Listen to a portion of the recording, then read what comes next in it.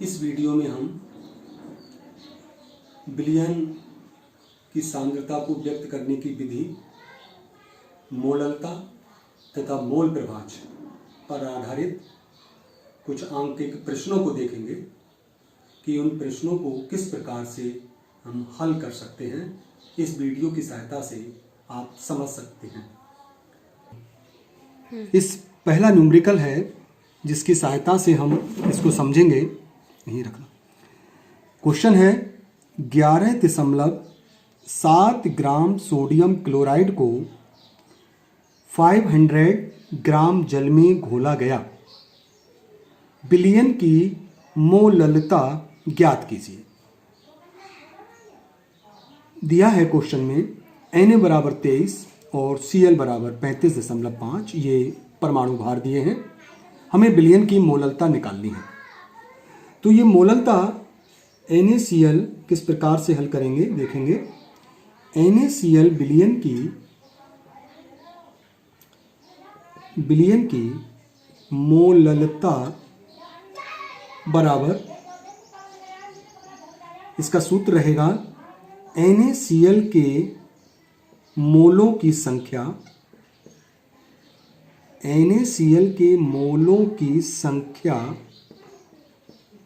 बटे विलायक का भार, विलायक का भार ग्राम में दिया होता है। ये इसको किलोग्राम में बदलेंगे, 1000 से भाग करेंगे तो ये 1000 ऊपर आएगा।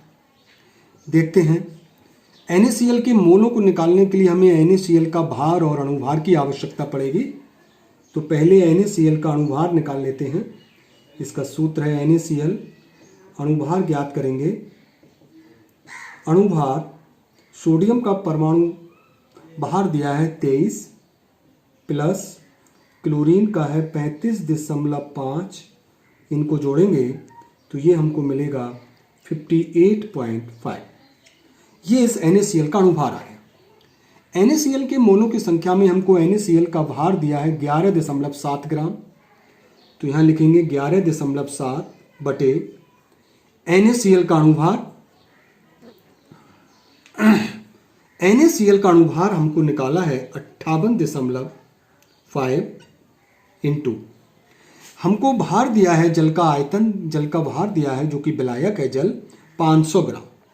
यहाँ 500 लिखेंगे, विलायक का भार 500, इसको किलोग्राम में बदला इसलिए 1000 से भाग किया जो ऊपर आएगा। इस दशमलव से इस दशमलव को हटाएंगे, 500 से 1000 को काटेंगे, 500 दूनी 1000। इस 117 से 585 को भी काट सकेंगे, 117 पंजे 585 होता है। तो ये आएगा हमारा 2/5, इसको भाग करेंगे 0.4। और इस मोललता की जो इकाई होती है वो मोलल में लिखी जाती है। इस प्रकार NaCl विलयन की मोललता जो आएगी वो 0.4 मोलल, इसको मोलल कहेंगे, मोलल। इस प्रकार विलयन की मोललता को हम ज्ञात कर सकते हैं। एक दूसरा न्यूमेरिकल है मोल प्रभाज का। 36 ग्राम जल और 46 ग्राम एथिल अल्कोहल मिश्रण में दोनों का मोल प्रभाज ज्ञात कीजिए। H बराबर 1, C बराबर 12, O बराबर 16 दिया है हमको। दोनों के मोल प्रभाज ज्ञात करना है। तो हम जानते हैं, सबसे पहले हम जल के मोलों की संख्या ज्ञात करेंगे।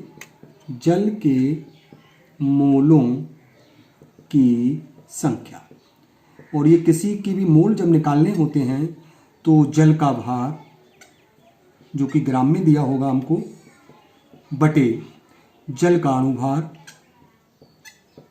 जल का अणुभार, तो हमें जल के मोल प्राप्त होंगे। जल का भार दिया है हमको 36 ग्राम। जल का अणुभार निकालना है। जल का सूत्र होता है H2O, इसको निकालते हैं। 2 परमाणु लगे हैं और एक का हमको परमाणु भार 1 दिया है, प्लस ऑक्सीजन का 16, 2 एकन 2 और 16 और 2 18। तो यहाँ जल का अणुभार आया 18। 18 से इस 36 को काट दिया, 18 दूनी 36, तो जल के मोल आ गए 2, जल के मोलों की संख्या 2। इसी प्रकार एथिल एल्कोहल के मोलों की संख्या ज्ञात करेंगे। एथिल एल्कोहल के मोलों की संख्या,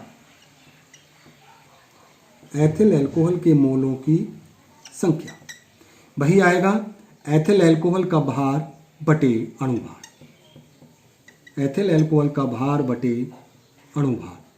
एथिल एल्कोहल का भार हमको दिया है 46 ग्राम क्वेश्चन में।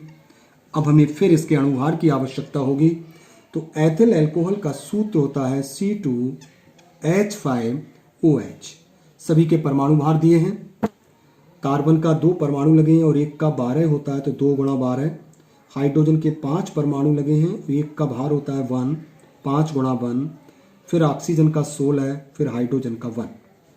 12 दूनी 24, 5 एकन 5, 16 प्लस 1, इनको जोड़ेंगे 6 और 1 7 और 5 12, 12 और 4 16 के 6 हासिल 1 और 1 2 और 2 4 46। एथिल अल्कोहल का जो अणुभार आया वो 46 आया। तो अणुभार 46, भार इसका 46, 46 से 46 कट गया, तो एथिल अल्कोहल के मोलों की संख्या आ गई 1 मोल, 1 मोल। जल के मोलों की संख्या आ गई 2 मोल, एथिल अल्कोहल का आ गया 1 मोल। अब हमें मोल प्रभाज निकालना है, तो देखते हैं जल का मोल प्रभाज बराबर, जल का मोल प्रभाज बराबर वही सूत्र रहेगा जल के मोलों की संख्या, जल के मोलों की संख्या बटे, फिर लेंगे जल के मोलों की संख्या, जल के मोलों की संख्या प्लस एथिल अल्कोहल के मोलों की संख्या। एथिल अल्कोहल के मोलों की संख्या। जल के मोल हमको मिले हैं 2 मोल, तो यहाँ लिखेंगे 2। फिर जल के मोल हैं 2, एथिल अल्कोहल का मिला है 1 मोल, तो ये आया 2/3। 3 से भाग करेंगे 0.6667, ये आएगा जल का मोल प्रभाव। जल का मोल प्रभाव आया 0.667, जल का मोल प्रभाव। इसी प्रकार एथिल अल्कोहल का मोल प्रभाव ज्ञात करेंगे। एथिल अल्कोहल का मोल प्रभाव बराबर, सूत्र ऐसे ही रहेगा एथिल अल्कोहल के मोलों की संख्या बटे एथिल अल्कोहल के मोलों की संख्या प्लस जल के मोलों की संख्या। तो एथिल अल्कोहल के जो मोल्स हैं वो हमको 1 मोल मिला, जल के मोलों की संख्या 2 थी, एथिल अल्कोहल के मोलों की संख्या 1 थी, तो ये हुआ 1/3।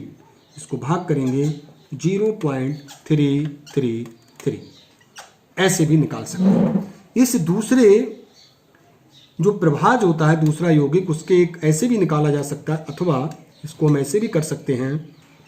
चूंकि दोनों का फ्रैक्शन 1 के बराबर होगा, अगर हमने एक घटक का मोल प्रभाज निकाल लिया तो उसमें से अगर दूसरे घटक का मोल प्रभाज घटा देंगे एक में से, तो दूसरे का निकल आएगा। हम अगर एथिल अल्कोहल का निकालना था अथवा, तो 1 माइनस जल का मोल प्रभाज, इसको घटा दें तब भी निकल सकता है जल का मोल प्रभाज, क्योंकि इन दोनों का योग 1 के बराबर होता है। तो 1 माइनस 0.667 बराबर 0.333। चाहे हम इस सूत्र में रख करके ज्ञात कर सकते हैं, या एक में से घटा करके पहले प्रभाज का, पहले घटक का मोल प्रभाज घटा देंगे, तब भी हमको उत्तर प्राप्त हो जाएगा। इन दोनों के मोल प्रभाजों को जोड़ेंगे तो वो संख्या एक पूर्णांक मिलेगा, 1 मिलेगा। इस प्रकार हम मोल प्रभाज की गणना किसी भी न्यूमेरिकल की कर सकते हैं। इसी पर आधारित आपको 2 क्वेश्चन, 3 न्यूमेरिकल इन्हीं पर आधारित आपको मिलेंगे। तो उन न्यूमेरिकल को आप गृह कार्य के रूप में करेंगे और जो कठिनाई हो सकेगी उसको आप निर्धारित समय सारणी के अनुसार पूछ सकते हैं। धन्यवाद।